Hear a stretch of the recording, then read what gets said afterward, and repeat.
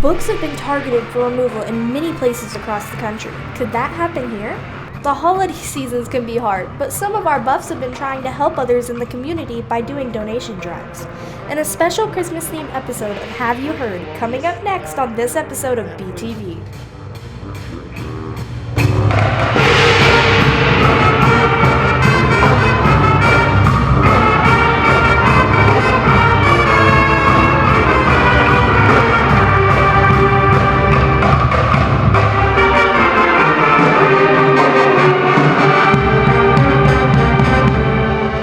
Our school went through 13,000 masks in the first 55 days of class. Some students have reported their bus drivers aren't enforcing the mask mandate. Is there a mask shortage in the district? Reporter Donovan Powell has answers.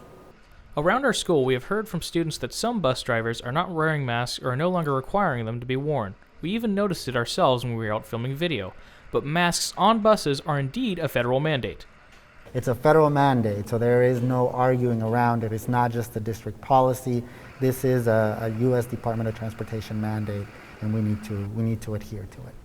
We went through 13,000 masks here at Southeast in just 55 days. That begs the question, do we have enough masks at the district level? We have just over 3.9 million masks available. Of those, about 2.2 are youth size for our littler kiddos, and then we have roughly around 1.9 million adult masks for our secondary students and our staff.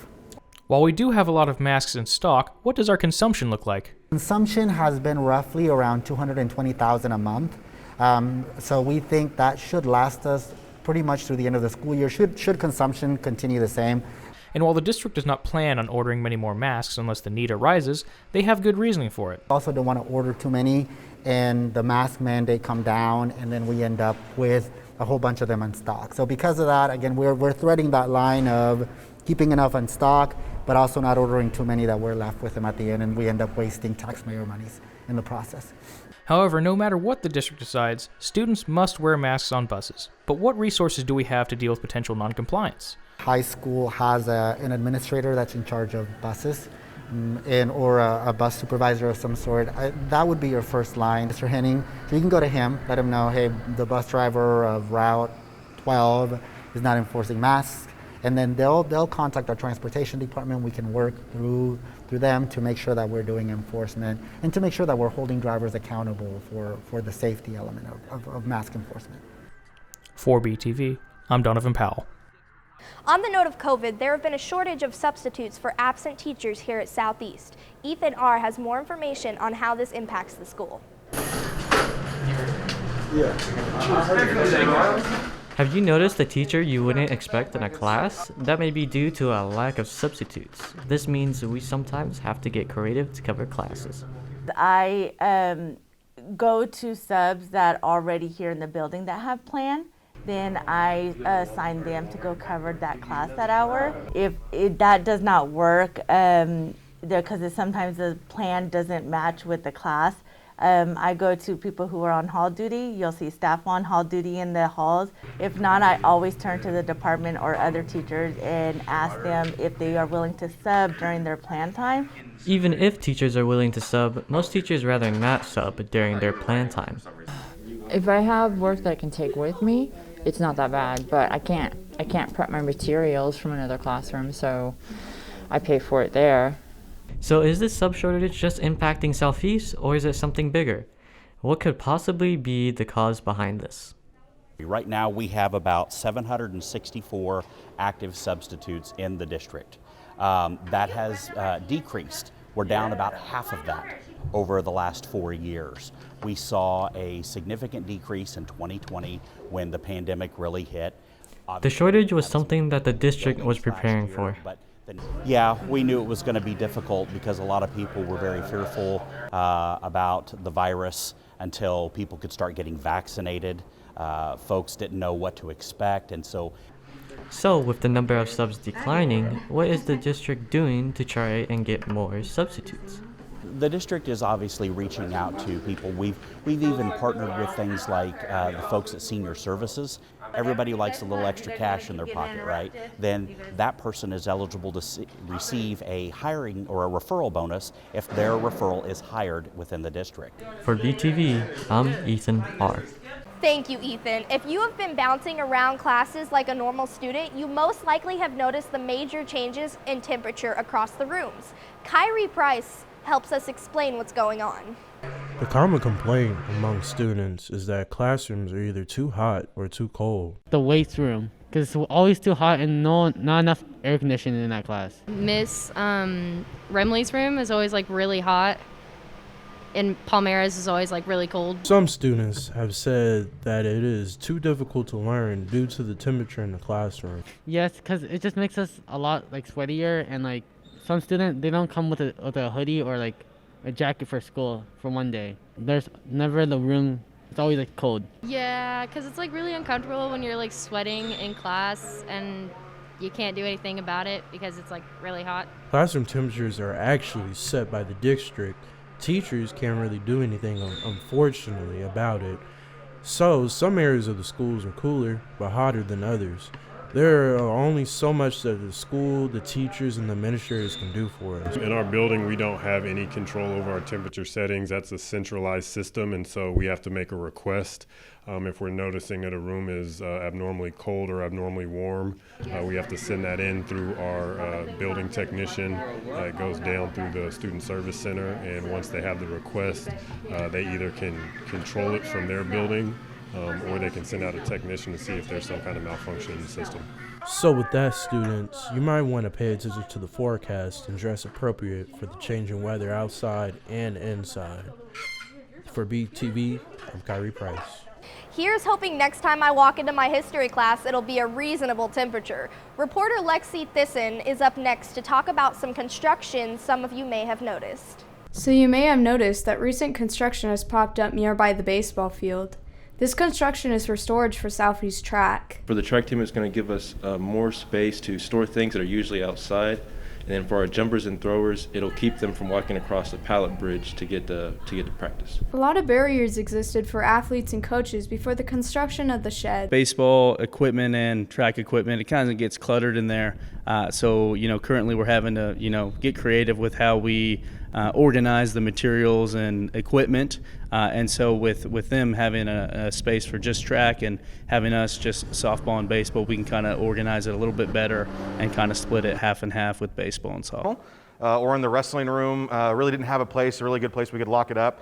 Our track and baseball and softball were all sharing a shed that's like 4 by 6. It was very small. And track stuff and baseball stuff and softball stuff, there's a lot of things that are going on with it. So for us to have our own space for all our track stuff is awesome. And then we can all kind of spread out. And there will also be sidewalks for athletes to safely go to practice and for games. Currently, our players have to walk all the way around the baseball field by the tennis courts and walk down to the softball and baseball fields.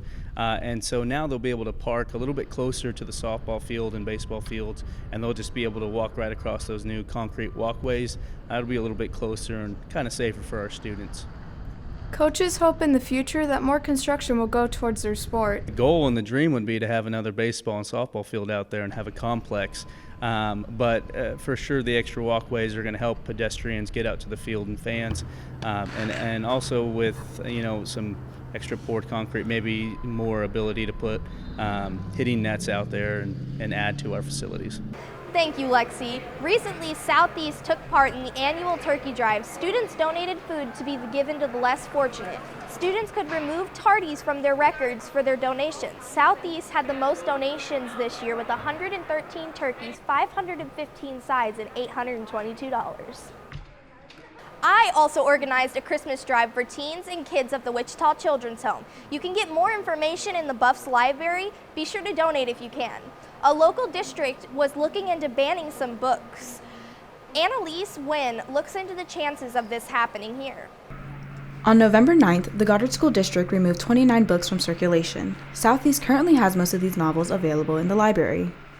is Absolutely True Diary of a Part-Time Indian. This is something that's taught in our curriculum at school. And it's just another coming-of-age book for teenagers. So there's a lot of things in there that could cause someone to decide that shouldn't be taught. Crank obviously is about drugs. She also writes about suicide and depression and things like that. So those are things that sometimes people want to try and keep away from their children. Teachers of the English department at Southeast encourage students to be aware of these social issues. We need to have that diversity of thought. We need to show that we all don't think the same, that we need to have those discussions. Because it gives them an awareness about all the different cultures in the world, all the different types of people. They should have the opportunity to choose whatever it is that might be interesting to them. The removal of these novels impact the students who think they should have the free will to read what they want. I think trying to hide all the things that go on in society doesn't protect kids from society. I think it makes them more at risk to those social issues. They should be kept so, like I said, we can learn from these lessons. True or not, it happens in real life. In the USD 259 district, the removal process is similar to the Goddard district, but books won't be taken off shelves here until that process is complete. The books were challenged, and then the school district decided to remove them from the library before they went through the challenge process, which in our district, we keep them in the library until the challenge process is completed. For BTV, I'm Annalise. Speaking of books, English teacher Kristen Palmyra recently held an academic competition for her language arts classes. Reporter Ryan Newby has the story. Writing is essential for success in many careers. Ms. Palmyra saw this and wanted to motivate her students by conducting a horror story competition. Just started this last year when kids were remote, and I felt like they needed a little bit more motivation to complete assignments. Our textbook has a unit that covers Gothic literature at the very beginning, and it is probably the most exciting unit in the textbook. And from that came a writing assignment. I wasn't really thrilled with the writing assignment that the textbook offered, and so I just came up with an alternative, and it kind of grew from there. A chance to win a $25 gift card inspired many in this contest. There were 6 winners, one from each of the LA classes. I thought the contest was pretty cool. It motivated me to learn how to write better and use better figurative language. And I also thought that the prize that we got was pretty cool too. The winners of this competition include Nicole Mahan, Dragan Herman, RJ Gwynn, Maya Mendoza, Deasia Gasper Mitchell, and Adriana Lagares. My story was about a girl named Amari, and it was told from her point of view, how she starts to have hallucinations of these eyeballs staring at her days on end. I just thought of an idea that would really terrify me if I were in that position, so I put myself in my mind as the main character, and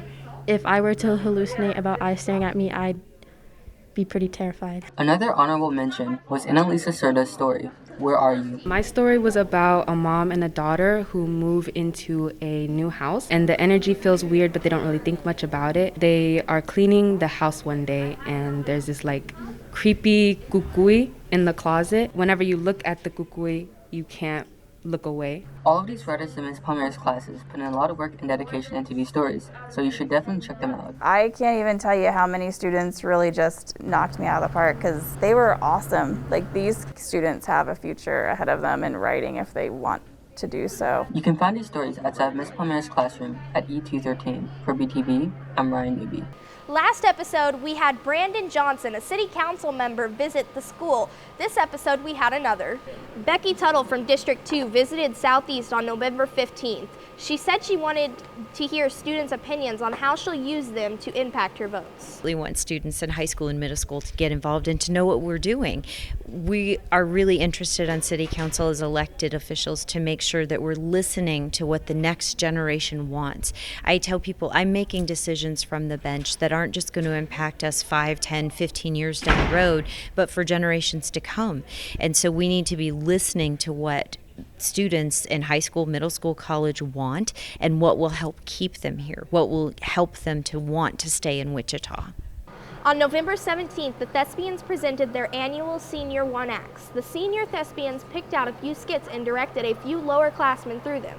As long as they were thespians, they were allowed to fill out a form and wait for approval by the drama teacher. They had to find out and use their own props and costumes while Gates provided the furniture. Auditions for the upcoming theater production Clue were held on the 30th of November. One of our team members were on there. The auditions picked out a scene and read them with a partner.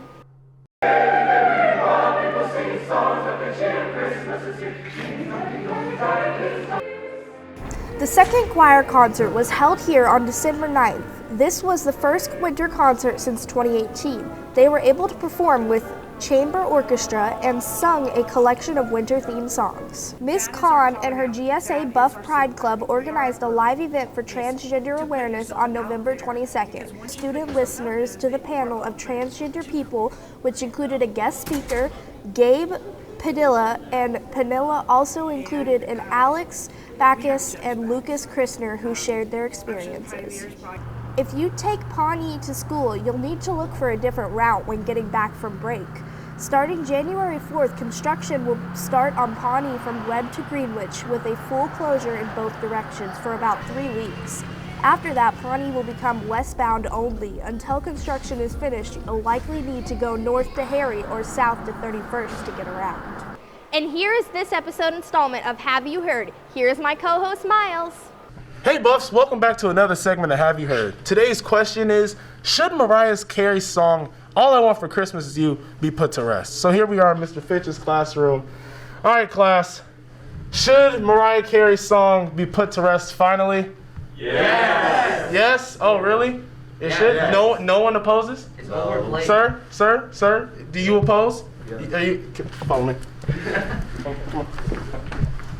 Sir, why do you oppose? I mean, it's like a class. I don't care. Right. Come on, next classroom. Let's go. Thank you for agreeing, finally. I hate this song. Okay, so now we're in Mr. Smith's classroom. Hey guys, I have a question for you. Should Mariah Carey's All I Want for Christmas song finally be put to rest? No? Yeah. No, yes? Yes. Follow me. Excuse me, sir. Why shouldn't it? Because it's Mariah Carey. I'm sorry. What? Because it's Mariah. I don't care. Stupid song anyway. Here we are in Miss Fallon's room. Hey guys. So should Mariah Carey's song be put to rest? The All I Want for Christmas Is You song, should it finally be put to rest? Ma'am, I'm gonna need you to pause this felonious act. I honestly have no input on that. Ma'am, please. Miss Fallon, please cooperate with the press, please, Miss Fallon. My own opinion, I think it should stay just like a little bit, but like. You're fired. All right. Let's go. Should this terrible song finally be put to rest? Terrible? No! I'm sorry, excuse me? No. No! No! Turn it off, please! Please, Miss Catlin, please. We have important press matters, please. Miss Catlin. Hey, just for a second. Just for a second. This is my favorite song. Oh my God. What? My favorite song. Well, This is it. Mariah Carey, All I Want for Christmas. Okay. Come on, guys. Y'all are a new generation. We're smarter than them. Can we please... Should Mariah Carey's song be put to rest? Sure. What? Woo! Yes, these are mine. Yes. Sure, why not? Mariah Carey is the queen of Christmas. Thank you. Period. Oh my gosh. Back on. That's it for Happy Heard, everyone. Merry Christmas. Back to you in the studio, Neo. Mariah Carey is immortal, and so is her song. It will live on until the end of time. Here's Evan with this episode of Sportscast.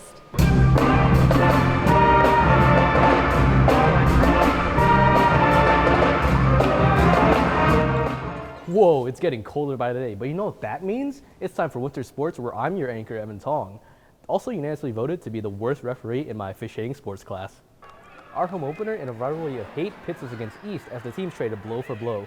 Despite the three-pointers from East, our Buffs went in on an all-out assault on the rim. Toward the end of regulation, Southeast was up. Some crucial turnovers tied the game. In overtime, the game remained close, but an and one by Mason Lee and a layup by Asa Barnes won the game 81-80 for our Buffs. That crowd was simply electric out there, roaring loud and proud. This puts our season at 1-1 after they lost to Mays South in the AVCTL G-Wall Challenge. For the girls, they won in a thriller against the Andover Trojans as they broke the hearts of the suburb kids. Tatum Adair came out laughing to the bank like ha ha ha with her flame ball threes. It got closer toward the end of the game, however, as the game was tied 30-30.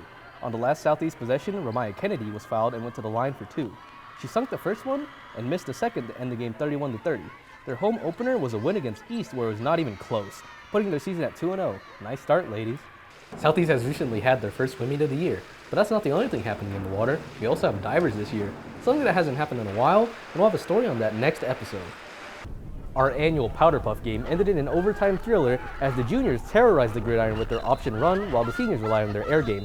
BTV's own Jaleesa Hunter caught a touchdown in this game. However, the run proved strong as the juniors won this year's edition in blisteringly cold weather. Ricky is the man that will plan to interview someone just because he can. Here's Buff Elites with basketball. Hi, welcome back to Buff Elites with your host Ricky Clay. I am here with Lyndon Duncan today from our basketball team. Lyndon, it's great to have you here today. How are you feeling? How's the team like? Tell me about the culture of the team and how it's been for you these past 4 years as a senior. The culture of the team is really good. It's always, I see it as a family. We're a brotherhood, really. No one really gets left behind, whether you're a freshman through seniors. Everyone's together. We always do stuff together. We go, we have group chats together. We go have outings. We go to Dave & Buster's as a team. We always stick together. That's one thing I can say out being here for the past 4 years. All right, great to hear that coming from you, and great to see such good camaraderie between teammates. And one thing we did see last night was that loss that you took to I'm not sure which team, but out in WSU, Mays South. Yeah, they are pretty good competitors this year. But tell me some things that you guys can improve on, or what you've already done to try to get better. Personally, I feel like as a team, we could do better as just overall teamwork and just our pace of the game. I feel like throughout the whole team, we get speed up at times, and we're not playing our game. I feel like we play our game. No one could beat us. We're a pretty good team. We have a lot of talent through, like I said, freshmen through seniors. We all pretty good. Everyone puts their work in, and I feel like we have a good chance to get in the ring this year. Great to hear. A lot of success coming from the basketball organization from Southeast these past couple of years. I remember we got third at state our freshman year, so that would be 3 years ago. But once again, this is Ricky Clay. I was here with Lyndon Duncan. We'll see you next time. Thanks, Ricky. Speaking of Buff Elites, Penny Johnson, one of our premier stars of the volleyball team, chose her next step by committing to Southeastern Community College in Iowa. Congratulations, Penny. I walked in and it felt like home, and just walking around, it felt like Southeast. It felt like a warm environment, and it felt safe. I went to the gym and it just felt right. Everything started to lay in place. Well, that's it for our Sportscast as we bring the last episode of BTV for 2021. Remember to herd together for warmth, and we'll see you next year. Also, Simon Nottingham has been selected as an all-state punter for the football season of 2021. Back to you, Neo. In the previous episode, we said our farewells to Assistant Principal Connie Reddick, and now we're introducing her to her replacement, Rachel Oliver. She has been an administrator for 6 years, and before becoming the assistant principal at Southeast, she was a principal at an elementary school outside of Wichita Public Schools.